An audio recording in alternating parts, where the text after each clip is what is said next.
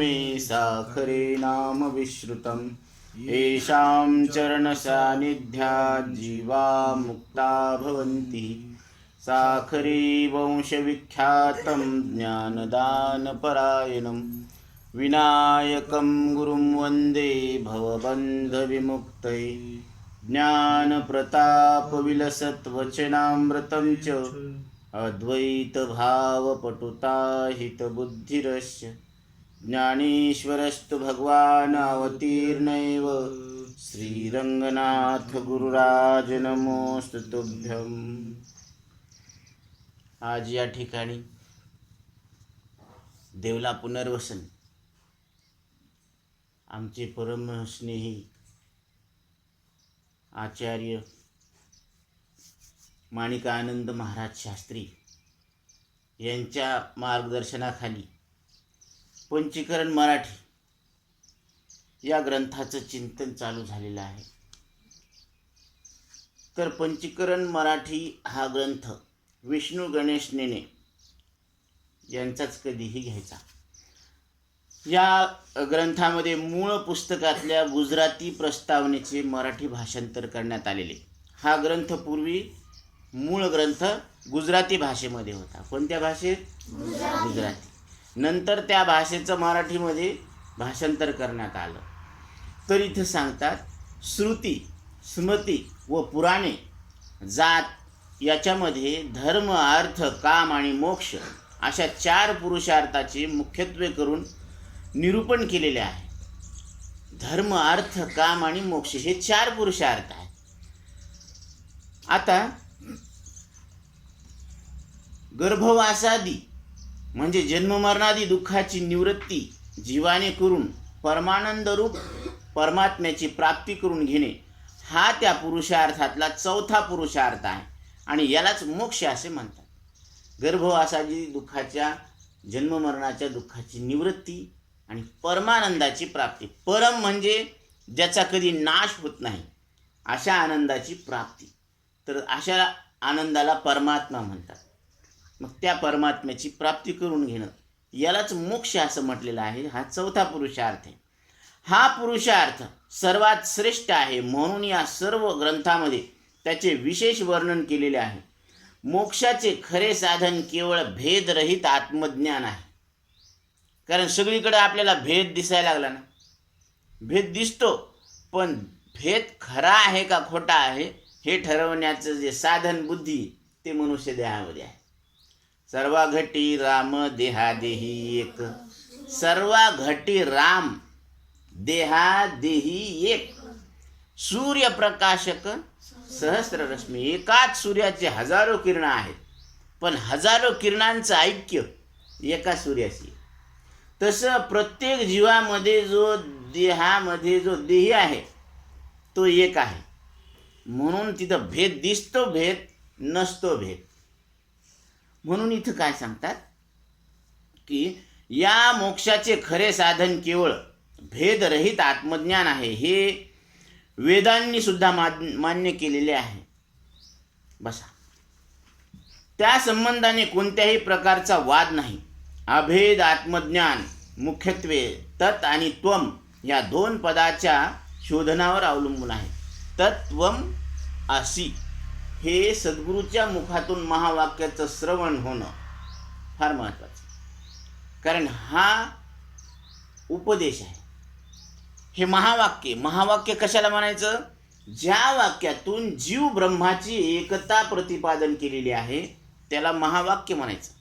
आता बाकीचे वाक्य आहेत, पण त्या वाक्यातून जीव ब्रह्माची एकता प्रतिपादन केलेली आहे का? नाही, म्हणून ते अवांतर वाक्य म्हणायचं। आणि हे तत्त्वम अशी, तत् म्हणजे ते ईश्वर चैतन्य आणि त्वम म्हणजे तुम्ही जीव चैतन्य आणि अशी म्हणजे आहे, म्हणजे दोन्ही एकच आहे। कारण तिकडं ईश्वरपणाचा बात करायचा त्या उपाधीचा आणि इकडे जीवानं ह्या उपाधीचा बात करायचा, म्हणजे स्वरूपाने हे कसे एकच आहे। जसं तरंग समुद्राहून वेगळा आहे का?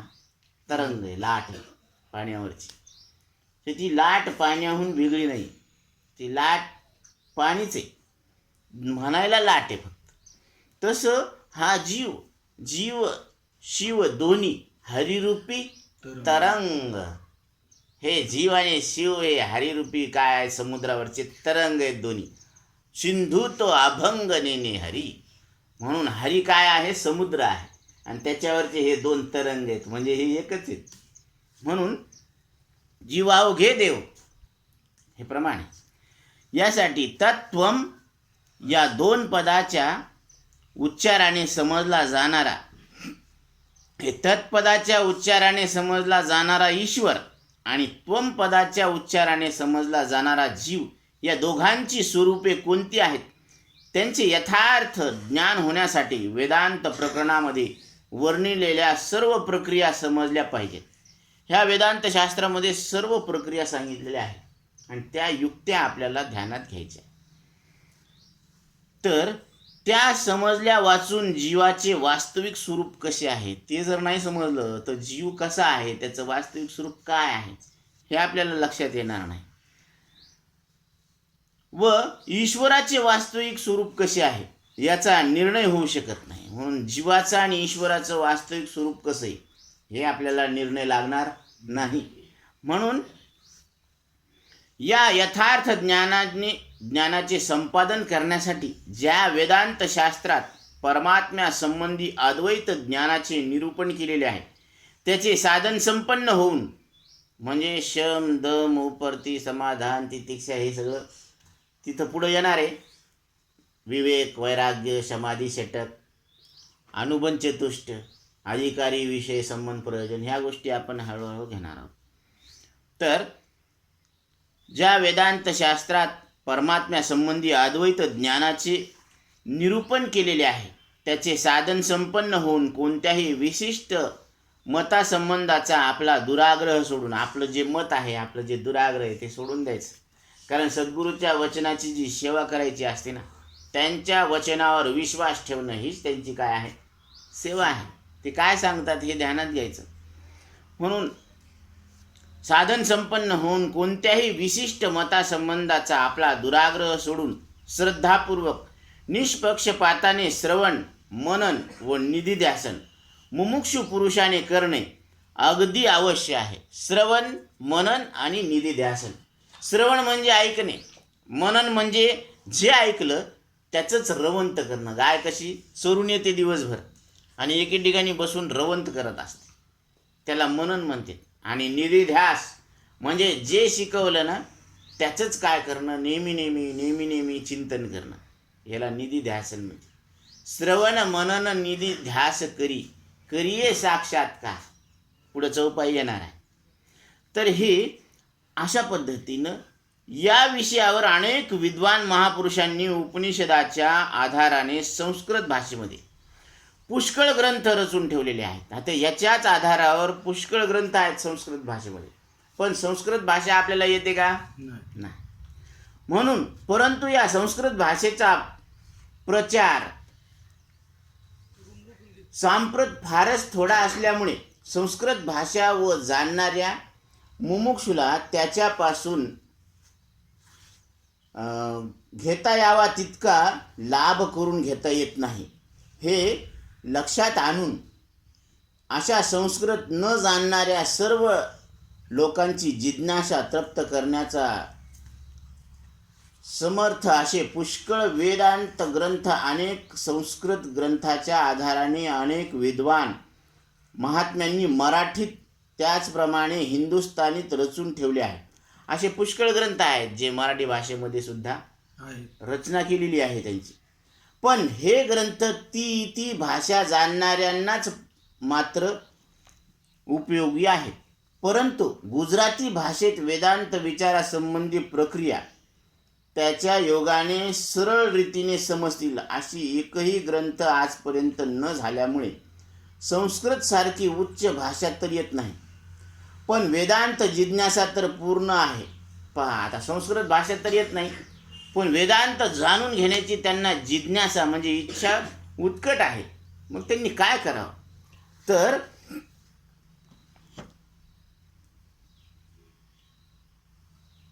अशा गुजराती लोकांच्या उपदेशासाठी उपयोगासाठी पंचीकरण नावाचा हा सटीक ग्रंथ गुजरातीत तयार झालेला आहे.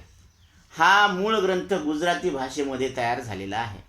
आणि हा कुणी तयार केला हे सुद्धा सांगतात. वेदांत प्रकरण ग्रंथाचा ज्यांच्या योगाने सहज समज पडेल अशा उपयोगी प्रक्रिया विस्ताराने गोवलेल्या आहेत. म्हणजे ह्याच्यामध्ये अशा ओवलेल्या आहेत. जसं आपण फुलाचा हार होतोत ना, तशा पद्धतीने ह्या युक्त्या गोवलेल्या आहेत याच्यामध्ये. त्याचे विचारपूर्वक अध्ययन केले असता वेदांत विचार संबंधाचा कोणताही ग्रंथ सहज समजून ब्रह्मात्म्याची एकता निश्चय रूप यथार्थ अपरोक्ष मुमुक्षुस होईलच होईल. म्हणजे हा ग्रंथ जर आपण अध्ययन केला तर कुठलाही ग्रंथ आपल्या हातात पडला ना तर ते आपल्याला लक्षात येणार. मग सगळे ग्रंथ वाचावा का एकच ग्रंथ वाचावा? एकच ग्रंथ वाचायचं. कारण हे वाचलं की सगळे ग्रंथ आपल्याला आपोआप समजणार आहेत. म्हणून अशा युक्त्या आहेत याच्यामध्ये. अशा प्रकारचा हा सरस ग्रंथ असून मुमुक्षु जनास दुस्तर संसाररूप सागर अनायासे तरुण जाण्यास पूर्ण काय ही बोधरूप नौकाच आहे. हे जीवाला 184 पार पडण्याची ही काय आहे? नौका म्हणजे नाव आहे. या पंचीकरण असे म्हणण्यास कोणत्याही प्रकारची हरकत नाही. असं म्हणायला काय हरकत नाही. या पंचीकरणात दोहा आणि चौपाई मिळून 37 पद्य आहेत. किती आहेत? 37 पद्य आहेत. स्थूल आणि सूक्ष्म दोन देहाची 2 कोष्टके आहेत. स्थूल देह आणि सूक्ष्म देह यांची 2 कोष्टक आहेत. व वाक्यवृत्ती वगैरे ग्रंथातील प्रमाण वचने म्हणून 7 श्लोक आहेत. वाक्यवृत्ती हा जगद्गुरू शंकराचार्य यांचा छोटासा ग्रंथ आहे. त्याच्यामध्ये 7 श्लोक आहेत. या ग्रंथाचे कर्ते काठियावाड, कच्छ, गुजरात वगैरे प्रांतात प्रसिद्धीस पावलेले वेदांत शास्त्र पूर्णपणे जाणणारे ब्रह्मनिष्ठ श्री रामगुरु या नावाचे एक महान सत्पुरुष होऊन गेले.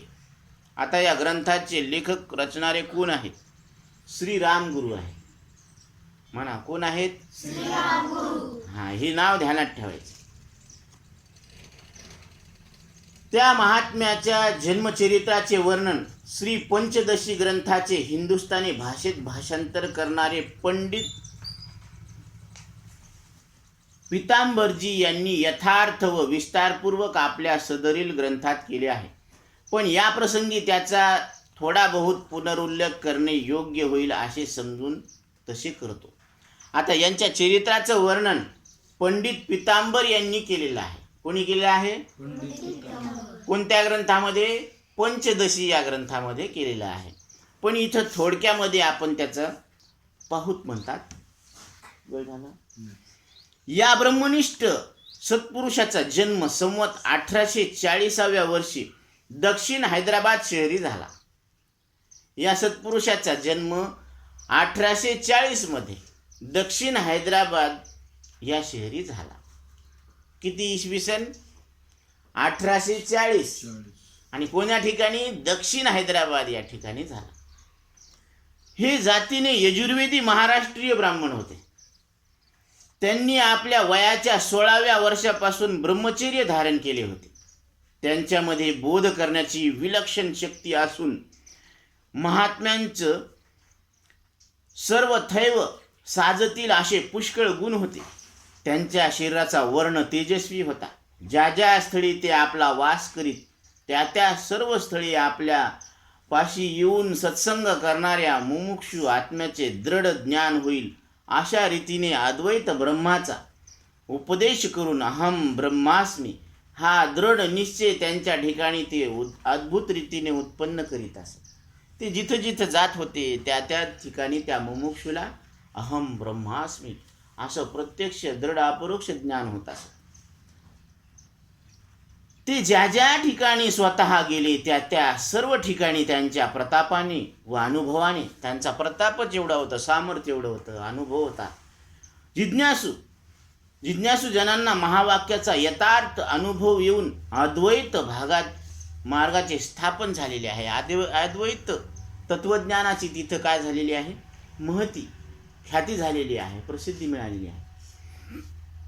या ब्रह्मनिष्ठ महात्म्याच्या प्रतापाने व अनुग्रहाने त्या शिष्यपणाने शोभणारे अनुभवयुक्त आणि समुपदेश करण्याच्या कामात अतिचतुर व प्रतापी असे पुष्कळ शिष्य निपजले आहेत. म्हणजे पुष्कळ शिष्य त्यांच्या मार्गदर्शनाखाली झाले. पण त्यात विशेष प्रसिद्धीस आलेले असे 4 शिष्य आहेत. आता यांची नावं लक्षात घ्या. ते हे सुदामपुरीत व्यास श्री जयकृष्ण सुदामपुरीत, जामनगर शहरात विश्वनाथजी, बडोद्यामध्ये बापूजी व कच्छ मांडवीत सुखलाल गिरजी. ते श्रीराम महाराज बडोदे शहरात संवत 1906 वर्षाच्या भाद्रपद तृतीयेच्या दिवशी समाधिस्थ झाले. आता हे असे श्रीराम गुरु बडोदा शहरामध्ये संवत 1906 म्हणजे किती वर्ष झाले, 1840 आणि ही 1906 म्हणजे 66 वर्ष त्यांचा कार्यकाल आहे. तर भाद्रपद महिन्यामध्ये तृतीयेच्या दिवशी त्यांनी समाधी घेतली. त्या परमप्रतापी ब्रह्मनिष्ठ श्रीराम गुरुचे सिद्धवर्य शिष्यवर्ग विद्यमान काली फार प्रसिद्धीस आलेले पंडित श्री जयकृष्ण महाराज हे आहेत. त्यांचे फार मोठे शिष्य एकनिष्ठ जयकृष्ण महाराज प्रसिद्धीला आले.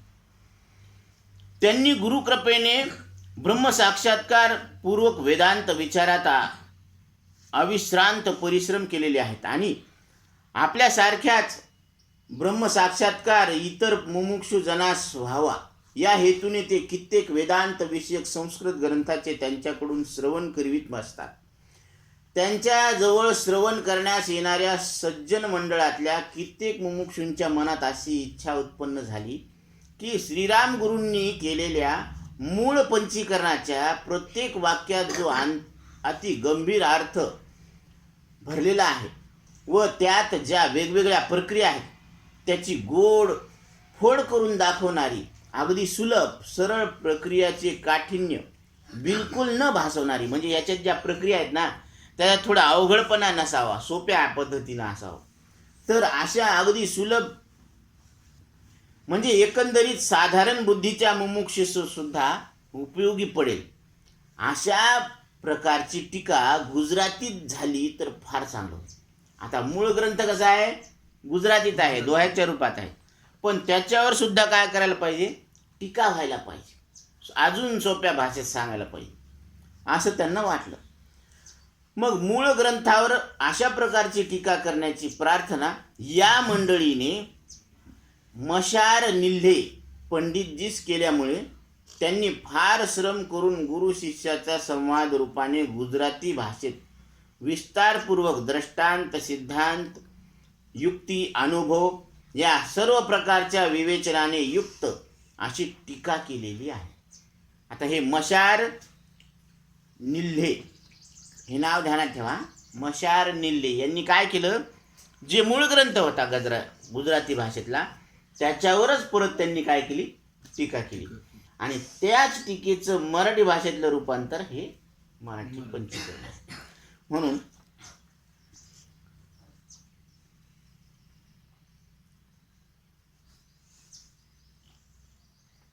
प्रक्रिया चांगल्या समजल्या जाव्या म्हणून व्यवहारातले अनेक दृष्टांत दिलेले आहेत. व्यवहारातले अनेक दृष्टांत सुद्धा आलेले आहेत. हे सर्व सिद्धांत नीट ध्यानात यावेत या हेतूने दिलेले आहेत. तेव्हा दृष्टांताप्रमाणेच सर्व सिद्धांत म्हणजे तंतोतंत जुळतील असे अर्थात नाही. हे जसं दृष्टांत दिला आणि सिद्धांत हे एकमेकाला जुळतीनच असं नाही बरं का, पण कुठं कुठं जुळलेले सुद्धा आहे. तर यासाठी केवळ दृष्टांतावर दृष्टी न देता सिद्धांताचा उत्तम रीतीने विचार करून ते समजून घेण्याचा प्रयत्न मुमुक्षुने करावा. जो कोणी ब्रह्मनिष्ठ वेदांत वाक्य सद्गुरूच्या मुखापासून या पंचीकरणाचे श्रवण करून मनन करील त्याला आत्म्याचे अपरोक्ष दृढ ज्ञान होऊन तो जन्ममरणादी क्लेशापासून निसंशय मुक्त होईल. जो सद्गुरूच्या मुखातून या ग्रंथाचं श्रवण करील त्याच्या ठिकाणी असलेलं जे जन्ममृत्यूचं बंध आहे तो निवृत्त होईल. यासाठी मुमुक्षूंनी ह्या ग्रंथाचा अथपासून इतिपर्यंत म्हणजे सुरुवातीपासून शेवटपर्यंत काय करायला पाहिजे, आदरपूर्वक विचार करावा अशी माझी विनंती आहे. या ग्रंथात कोणकोणत्या विषयांचे विवेचन केलेले आहे ते पुढे जोडलेल्या अनुक्रमणिकेवरून ध्यानात येईल. हे शास्त्री कल्याणदास नरोत्तम दास यांनी केलेली काय आहे, ही प्रस्तावना आहे. आता मराठी भाषांतराच्या वेळची वेद धर्म सभेच्या चिटणीसांची प्रस्तावना. आता त्यावेळेस धर्मसभेचे प्रमुख कोण होते, तर विश्वनाथ प्रभुराम हे होते.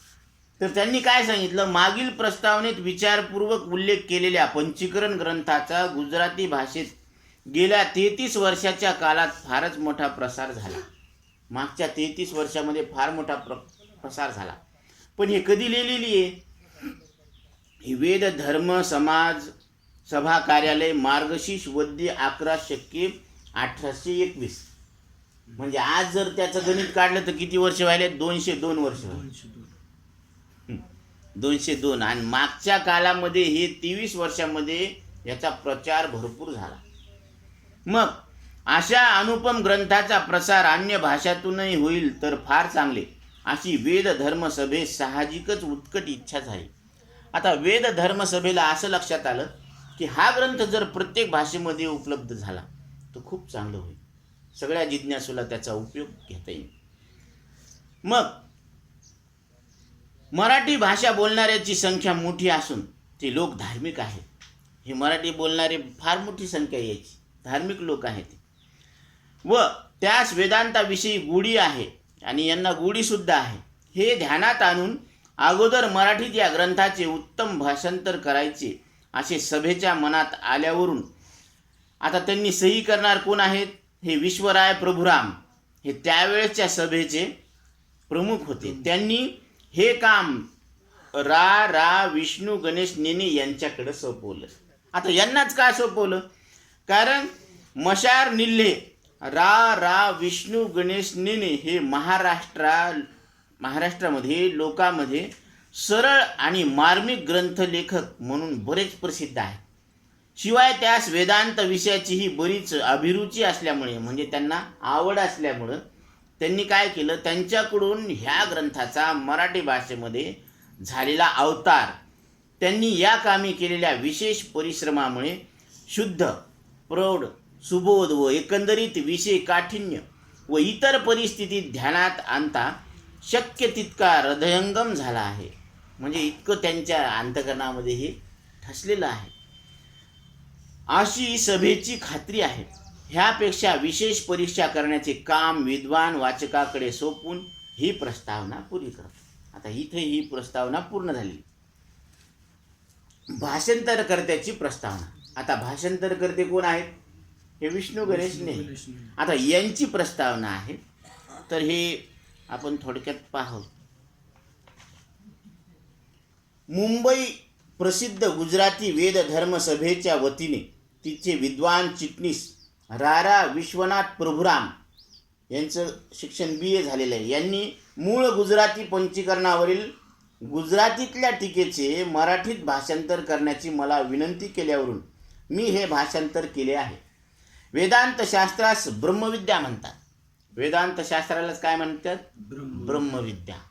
राजविद्या राजगुह्यम पवित्रम इदमुत्तमम हे सगळ्या विद्यांचा राजा आहे. म्हणून अपरोक्ष अनुभूती करून देणारे असे एवढेच एक शास्त्र असल्यामुळे हे ग्रंथ वाचल्यानं काय होणार आहे, आपल्याला अपरोक्ष अनुभूती येणार. ते जगातल्या सर्व शास्त्रामध्ये अत्यंत श्रेष्ठ आहे. इतकेच नव्हे तर ते मनुष्यास अत्यंत आवश्यक आहे. इतकेच ते आवश्यक असूनही ते तसे आहे असे पटून यांचे परिशीलन करणाऱ्यांचे प्रमाण अगदी थोडे असं समजून देणारे फार थोडे येतं बरं का.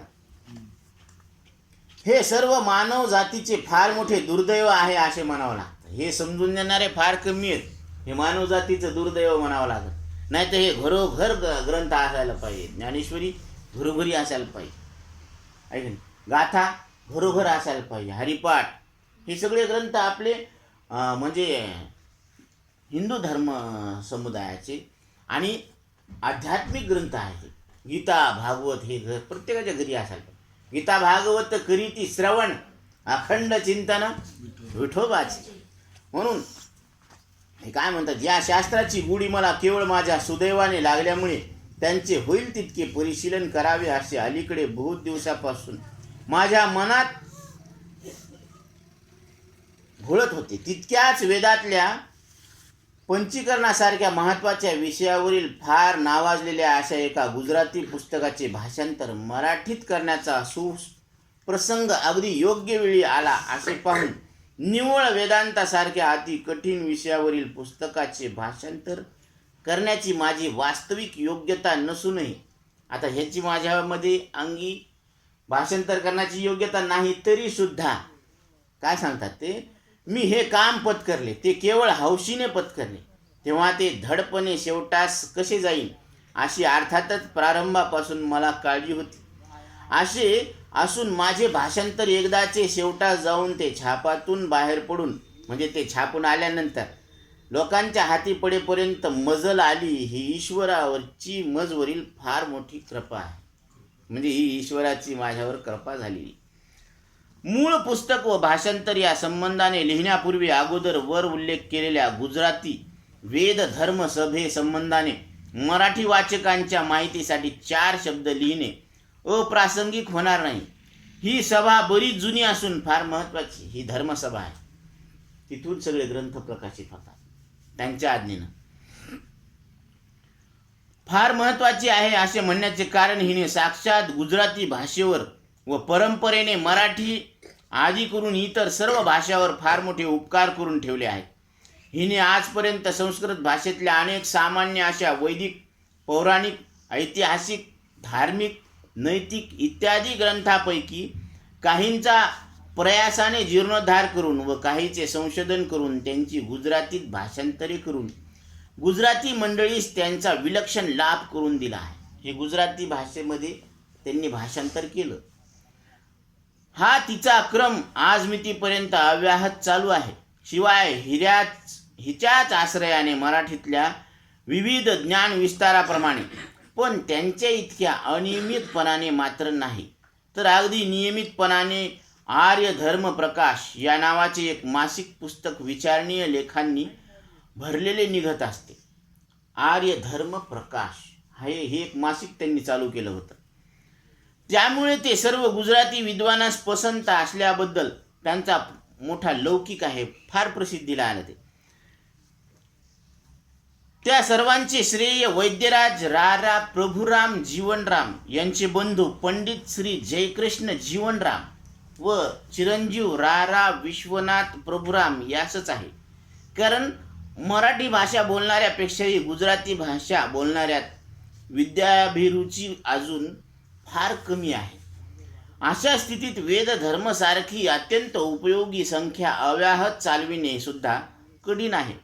परंतु वरील 3 विद्वान गृहस्थांच्या दीर्घ परिश्रमाने ती अव्याहत चाललेली आहे. इतकेच नव्हे तर या भरभराटीत आहे याचे मुख्य कारण सदरील गृहस्थ स्वतःच्या पदराला खार लावून घेऊन व अन्य तऱ्हेची झीज सोसून तिच्या अभिवृद्ध्यर्थ सर्वदा झटत असतात हेच होय. यांनी कोणाकडून देणगी वसूल केलेली नाही, कोणाला मदत मागितलेली नाही, स्वतःच्या पदरातले पैसे खर्च करून हे मासिक काढलेले व हे त्यास खरोखर भूषणप्रद आहे.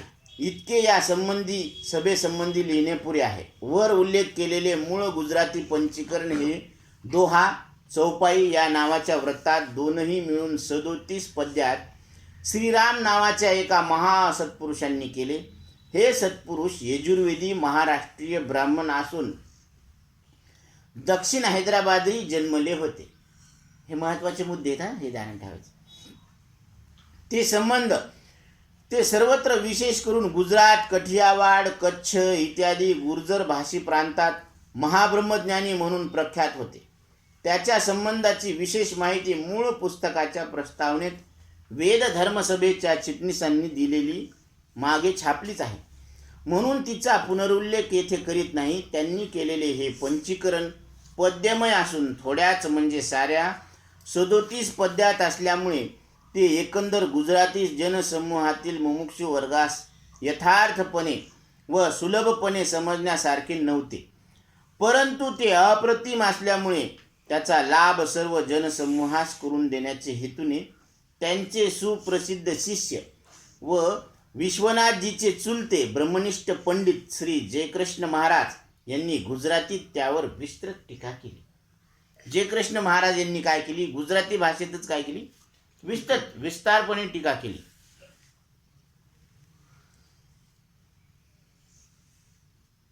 आता पंडित जयकृष्ण महाराज आपल्या अनुभवा गुरुप्रमाणे महापंडित असून सर्वत्र विशेष करून मुंबईमध्ये वेदांतात पारंगत असल्याबद्दल त्यांचा मोठा लौकिक आहे. मुंबईमध्ये ते प्रसिद्धीला आले वेदांतात.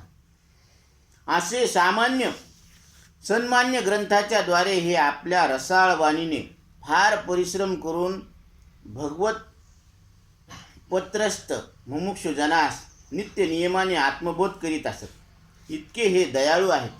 शिवाय जुन्या पिढीतला दक्षिणी संस्कृत तज्ज्ञ पंडितांचे आपल्या मराठीत व इतर जन्मभाषाकडे प्राय जसे अगदी दुर्लक्ष असे तसे यांचे नाही. म्हणजे हे जुन्या पिढीतले संस्कृत भाषा पंडित असूनही यांचे गुजराती जन्मभाषेवर संस्कृता एवढेच किंबहुना तिच्यापेक्षा अधिक प्रेम आहे, हे त्यास खरोखर भूषणावह आहे. यास मराठी भाषा ही चांगली अवगत आहे. यांची गुजराती भाषा पारशी लोकांच्या गुजरातीप्रमाणे नसून अगदी शुद्ध, प्रौढ व मधुर आहे व तीजवर यांचा नेहमी छाप असतो. तेव्हा अर्थात यांनी केलेली टीका किती उत्तम झाली असली पाहिजे याविषयी फारसे लिहिण्याचे कारण नाही. ही त्यांची टीका किती उत्तम व लोकप्रिय झाली आहे त्यांची एकच गोष्ट चांगली साक्ष पुरवण्यासारखी आहे, म्हणून तिचा इथे उल्लेख करतो. ती गोष्ट ही की आजपर्यंत अल्पकालात या पुस्तकाच्या एकंदर 18 आवृत्त्या निघालेल्या आहेत. किती निघाल्या? 18 आवृत्त्या निघाल्या. या पुस्तकातली भाषा सरणी जुन्या तऱ्हेची असून प्रयोग रचना मधून क्वचित दुरान्वयाची अर्थात थोडीशी क्लिष्ट किंवा दुर्बोध झालेली आहे. पण तसे होण्याचे अनेक कारणे आहेत, हे ध्यानात ठेवले पाहिजे. एकतर गुजराती भाषेत म्हणण्यासारखे नैसर्गिक ओज व माधुर्य नसून अजून ती पूर्णावस्थेत पोचलेली नाही. या कारणामुळे तिच्याद्वारे कोणीही आपले विचार कितीही उत्तम रीतीने व्यक्त करण्याचा प्रयत्न केला तरी तिला एकंदरीत यावी तितकी मनोरमता येत नाही. अशा प्रकारची मूळ भाषेची ठेवण आहे. तशात या पुस्तकाचे कर्ते मशार निल्ले पंडितजी हे वर लिहिल्याप्रमाणे जुन्या पिढीतले असल्यामुळे हे लोक जुन्या पिढीतले होते. त्याची भाषा सरणी ही अर्थात थोडीशी जुन्या तऱ्हेची होती, म्हणून त्यांनी आपल्या लेखामध्ये विरामचिन्हाचा उपयोग भरपूर केलेला नाही. फुलस्टॉप. म्हणून त्यांनी आपल्या लेखात विरामचिन्हाचा उपयोग भरपूर केलेला नाही. शिवाय विषय पडला फार गहन वेदांत. आता विषय बी कसा निवडला? वेदांत. तुम्हाला वाटलं असं इथं काहीतरी कथा वगैरे आपल्याला ऐकायला भेटेल, पण इकडं सगळा सिरियस विषय, म्हणजे आपण थोडंसं लक्षपूर्वक ऐकायचं. आता हा वेदांत ग्रंथ आहे, त्यामुळे कुणी कितीही जपून लिहिण्याचा प्रयत्न केला तरी त्या दुरान्वय, दुर्बोधता इत्यादी थोडे बहुत दोष उत्पन्न व्हावायचे. अशा स्थितीत टीकाकार पंडितजीच होते, म्हणून ती इतकी तरी सरस व बहुतेक निर्दोष घडली आहे. त्यांच्या जागी दुसरा कुणी असता तर काय होते हे खात्रीने सांगता येत नाही, असं म्हणण्यास काही हरकत दिसत नाही. हे सर्व इतक्या विस्ताराने लिहिण्याचे वास्तविक हे स्थळ नसून मी हे लिहिले त्याचे कारण इतकेच की या मुळातल्या गुणाच्या मानाने अगदी क्षुल्लक व तुरळक अशा दोषांचे प्रतिबिंब माझ्या भाषांतरातही अर्थात पडले आहे. म्हणजे त्यांचं म्हणणं आहे की मी जे भाषांतर केलं त्याच्यातही कदाचित असे दोष असतील, पण कारण मूळ ग्रंथाची संबंध भाषा सरणीच पूर्ण सरणीच्या सरणीच बदलणे हे भाषांतरकाराच्या अधिकारातले नाही असे मला वाटते. जसे भाषा सरणीच्या सरणीच बदलणे हे भाषांतराच्या अधिकारातले नाही, तसे शब्दास शब्द ठेवणे हेच काय ते भाषांतराचे इति कर्तव्य आहे असेही नाही. ह्या गोष्टी पूर्णपणे ध्यानात धरून ठिकठिकाणी भाषांतराचा भाषांतरपणा कायम ठेवून करता आले तितके फेरफार करून व विरामचिन्हाचा जास्त उपयोग करून मधून मधून क्वचित उत्पन्न झालेले दुरान्वये दुर्बोधता इत्यादी दोष काढून टाकण्याचा मी भाषांतरात बारकाईने प्रयत्न केलेला आहे. हे जे मार्मिक वाचक मुळाशी भाषांतर ताळून पाहण्याचे श्रम घेतील त्या सहज कळून येईल अशी आशा आहे. या क्षुल्लक व तुरळक अशा दोघांपैकी दुसरा एक दोष पण सर्वातला मुख्य दोष मुळातल्या भाषांतरातही उतरला आहे.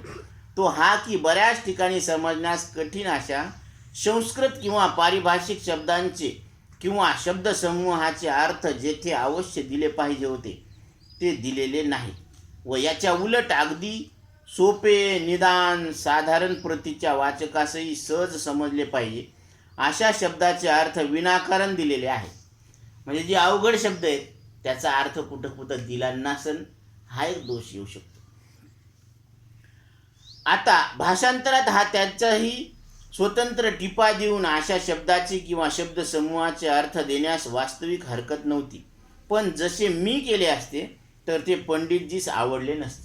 मी केलं असतं तर पंडितजीला आवडलं नसतं अशी काही माझी खात्री होती. म्हणून तसे करण्याच्या भरीस मी पडलो नाही. एकंदरीत त्या संबंधाची जबाबदारी माझ्यावर नाही हे कोणासही कबूल करावे लागेल. वर एक प्रसंगी लिहिल्याप्रमाणे वेदांत विषयाचे व गुजराती भाषेचे मार्मिक ज्ञान मला नसल्यामुळे मी इतरही काही कारणामुळे वर निर्दिष्ट केलेल्या म्हणजे वर दाखवलेल्या काही केलेल्या दोषाखेरीज आणखी माझे स्वतःचे असेही काही दोष घडले असतील तेव्हा लोकापुढे नम्रतेने मांडलेली ही माझी भाषांतर कृती कितपत उतरली आहे हे सारासार विचार करून ठरविणे माझे काम नसून मर्मज्ञ वाचकांचे आहे असे समजून ते त्याचकडेच सोपवितो. शेवटी ज्या गुजराती वेद धर्मसभेच्या ह्या विनंतीस कारणभूत झालेले जे तिचे विद्वान चिटणीस व माझे मित्र विश्वनाथजी त्यांचे व त्याचप्रमाणे सामान्य जनसमूहास आपल्या सुबोध पुस्तकाच्या द्वारे वेदांत विषयाची गोडी लावण्याचा अत्युत्तम प्रयत्न केल्याबद्दल व माझे हे भाषांतर आनंदाने गोड करून घेतल्याबद्दल ब्रह्मनिष्ठ पंडित श्री जयकृष्ण महाराज यांचे असे तिघांचेही मनपूर्वक आभार मानून व मराठी भाषा बोलणाऱ्या मुमुक्ष वर्गास या माझ्या अन्य भाषांतर कृतीपासून थोडा फायदा होईल अशी अभेद बाळगून ही थोडीशी लावलेली प्रस्तावना पुरी करतो. आता ही प्रस्तावना इथं पूर्ण झालेली आहे. तर आता विषय क्रमणिका विषयाची अनुक्रमणिका म्हणजे आता इथून खऱ्या विषयाला आरंभ होईल ग्रंथ आरंभ होईल. तर यामध्ये टीकाकार कृत मंगलाचरण अनुबंध चतुष्ट अधिकारी लक्षण आत्मा अनात्मा विवेक लक्षण वैराग्य लक्षण तर हे सगळे विषय आपण हळूहळू घेऊ. राहिलेला विषय आपण नंतर. पुंडलिका वरदे हरिविठ्ठल श्री ज्ञानदेव तुकाराम भगवान की जय. मौली ज्ञानेश्वर महाराज की जय. आता विश्वात्मके देवे येणे वाग्यज्ञ तोषावे तोषो निमज द्यावे पसाय दाने जे खळांची व्यंकटी सांडो तया सत्कर्मे रती वाढो भूता परस्परे जडो मैत्र जीवांचे दुरितांचे तिमिर जाओ विश्वस्वधर्म सूर्य पाहो रोजे वांछिल तो तेला हो प्राणिदात वर्षत सकळ मंगळी ईश्वर निष्ठांची मांदियाळी अनावर्त भूमंडळी भेटो तया भूता कला कल्पतरूंचे यारव चेतना चिंतामणीचे गाव बोलती जे अर्णव पियुषांचे चंद्रमे जे आलांछन मार्तंड